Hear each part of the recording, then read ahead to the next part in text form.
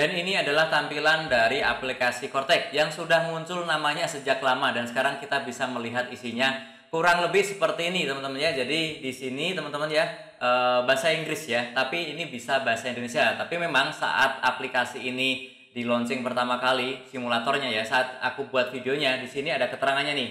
Belum sepenuhnya menggunakan bahasa Indonesia. Jadi teman-teman nanti untuk menunya yang ingin coba-coba ada yang bisa bahasa Indonesia tapi ada juga yang tetap masih menggunakan bahasa Inggris.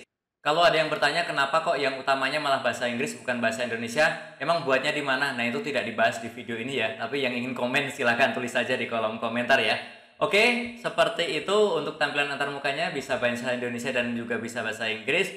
Kemudian teman-teman di sini yang paling atas ya, yang paling atas itu ada beberapa menu utama ya, saya bacakan ya. Untuk yang My Portal itu adalah menu yang berkaitan dengan profil wajib pajak serta perubahan datanya ya.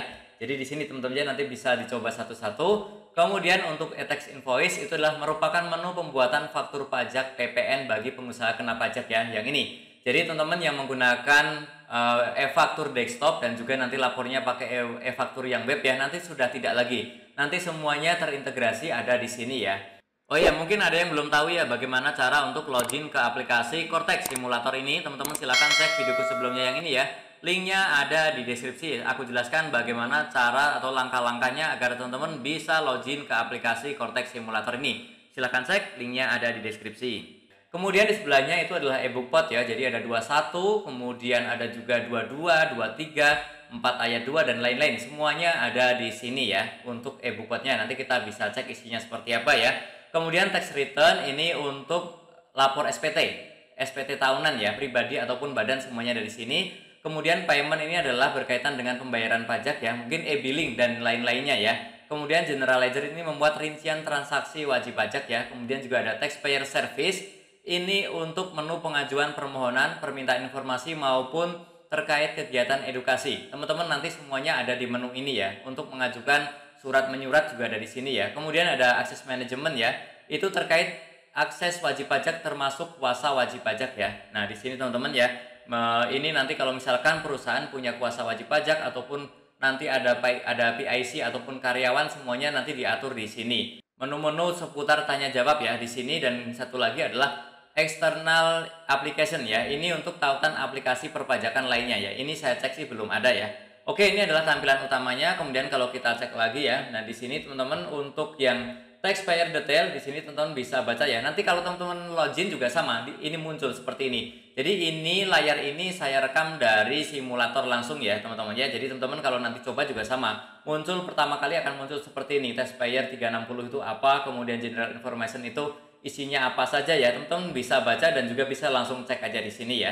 Oke, seperti itu. Ini kita klik selanjutnya saja dan teman-teman ini di paling bawah ya. Di paling bawah di current balance ya. Ini apa sih? Nah, ini menampilkan status saldo perpajakan Anda, buku besar wajib pajak. Rincian transaksi perpajakan wajib pajak dapat diakses melalui menu My General Ledger ya, yang di atas tadi yang tengah ya. Oke, kemudian ada active billing codes ya. Ini menampilkan kode billing yang belum dibayar ya. Jadi outstanding kode billing yang sudah kita buat kemudian belum dibayar akan muncul di sini. Kemudian untuk pending return sheet ya, ini daftar draft SPT yang belum disampaikan. Sudah dibuat tetapi belum kita submit, belum kita kirim ya.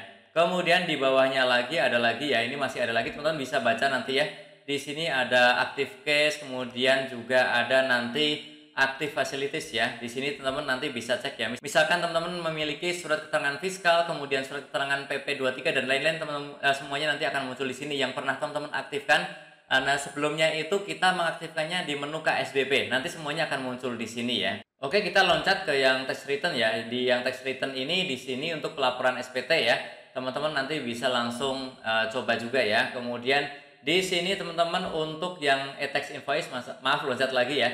Yang PPN ya. Yang PPN di sini ini dashboard. Nah, dashboard itu tampilannya rekap-rekapan lah begitu ya. Kemudian kalau yang di bawahnya e-tax invoice ini output tax artinya untuk pajak keluaran, kemudian input tax artinya untuk pajak masukan ya.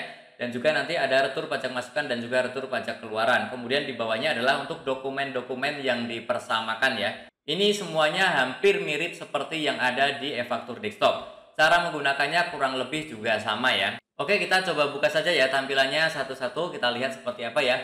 Pertama untuk faktur pajak keluaran ya, output text ini ya. Oke, kita buka. Dan tampilannya adalah seperti ini. Ini adalah list-list faktur pajak keluaran yang sudah dibuat. Kemudian teman-teman nanti untuk menginput, teman-teman tinggal create ya. Untuk membuat faktur pajak baru tinggal create. Kemudian untuk di submit tinggal kita centang seperti ini ya. Kita centang. Oh, ini ternyata tidak bisa ya. Ini hanya masih memperkenalkan tampilan, tapi belum bisa kita coba-coba untuk input ataupun untuk melakukan submit ya. Oke, ini tinggal dicentang, kemudian kita klik submit invoice ya. Sebelahnya ini kalau ingin kita menghapus faktur pajak yang udah dibuat. Kalau sebelahnya ini adalah menu untuk upload faktur pajak ya, misalkan yang impor menggunakan CSV atau HTML, nanti kita coba saja ya, kita cek aja ya. Saat pelaksanaan nanti sih harusnya semoga difasilitasi menggunakan untuk yang CSV juga ya. Oke, teman-teman tinggal klik di sini, kemudian template-nya juga teman-teman kalau yang belum punya tinggal download yang bawah ini ya. Tapi ini saya coba sih belum bisa ya. Ini hanya tampilan-tampilan saja. Dan tentunya simulator ini pasti akan diupdate terus oleh DJP. Nanti akan aku sharingkan terus. Setiap perubahan, setiap update-nya akan aku sharingkan di channelku ini. Jadi teman-teman jangan lupa untuk subscribe, like, dan juga share ya. Oke, kita lanjut lagi ya. Di sini kalau teman-teman mau membuka untuk membuat faktur pajak tinggal klik ini yang ini ya. Dan seperti ini teman-teman ya. Seperti ini tampilannya, data-data dokumen transaksi, kemudian di bawahnya adalah informasi pembeli, kemudian di bawahnya adalah informasi barang ataupun jasa yang ditransaksikan ya. Seperti ini. Kemudian nanti teman-teman bisa buat draft ya. Jika belum selesai, tapi kalau sudah selesai langsung bisa klik submit ya. Tapi ini belum bisa dicoba sih, saya coba ini belum bisa ya. Hanya menunjukkan tampilan saja saat ini. Kemudian untuk input teks juga sama ya. Untuk pajak masukan seperti ini. Teman-teman ini langsung muncul pre-populate-nya ya. Ini akan muncul otomatis. Kalau laporan transaksi sudah membuat akan muncul di kita. Kemudian kita tinggal pilih ya. Kita tinggal pilih mau dikreditkan, mau tidak dikreditkan. Ataupun teman-teman kalau misalkan kita pernah kreditkan, kemudian nanti dibatalkan oleh laporan transaksi akan muncul di sini, di paling ujung ini ya. Oke, caranya seperti itu. Jadi teman-teman yang biasanya memasukkan B2 silakan dipilih yang credit invoice. Yang biasanya masukkan ke B3 silakan pilih yang uncredit invoice ya. Tinggal dicentang seperti ini, kemudian tekan yang di atas ini ya. Oke, seperti itu untuk bagian e-faktur. Kemudian kita coba yang e-book pot ya. Nah, untuk e-book pot ini belum bisa saya klik ya. Intinya di sini nanti untuk PPh 21, 23, kemudian 4 ayat 2 ya, dan juga yang lain-lain semuanya ada di sini terkait potong memotong ya. Di sini ada monthly payroll ini yang yang baru PPh 21 untuk karyawan tetap yang itu ya. Kemudian ini BP ini adalah bukti potong ya 21, 26, kemudian ada A1, ada A2 ya, seperti biasa saat akhir tahun nanti teman-teman ya. Oke, seperti itu. Kemudian di sampingnya lagi adalah tax return ya. Tax return ini untuk lapor SPT tahunan ya. Nah, tampilannya adalah seperti ini teman-teman ya. Di sini ada dashboardnya ya, teman-teman bisa cek di sini. Ada yang belum disubmit, kemudian ada yang masih menunggu pembayaran ya. Jadi sudah selesai tapi belum kita bayarkan. Kemudian ada yang sudah tersubmit ya, sudah terlaporkan. Kemudian juga ada yang reject ataupun cancel. Semuanya nanti teman-teman bisa filter di sini. Dan di sini teman-teman bisa cek dashboardnya ya. List SPT yang sudah teman-teman buat ya, baik yang SPT tahunan ataupun SPT masa, PPN ataupun SPT potong memotong, semuanya nanti akan ada di sini ya.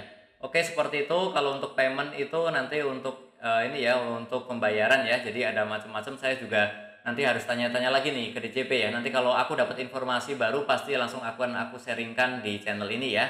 General Ledger juga penggunanya seperti apa nanti akan aku sharingkan di video selanjutnya, termasuk yang lain-lain ya. Teman-teman silahkan dicoba ya. Nanti yang masih bingung boleh langsung saja tulis di kolom komentar ya, tanyakan ke saya. Nanti yang bisa saya jawab langsung saya jawab, yang belum tahu akan saya carikan jawabannya. Oke, seperti itu dulu teman-teman ya. Silahkan mencoba. Yang masih bingung ya, saya juga sebenarnya belum lancar-lancar amat ya, karena masih simulasi meskipun sudah ikutan simulasi beberapa kali ya teman-teman. Intinya akan aku update terus informasi-informasi terkait Cortex dan juga perpajakan lainnya ya. Jadi jangan lupa untuk subscribe, like, dan juga share. Sampai jumpa di videoku selanjutnya. Terima kasih.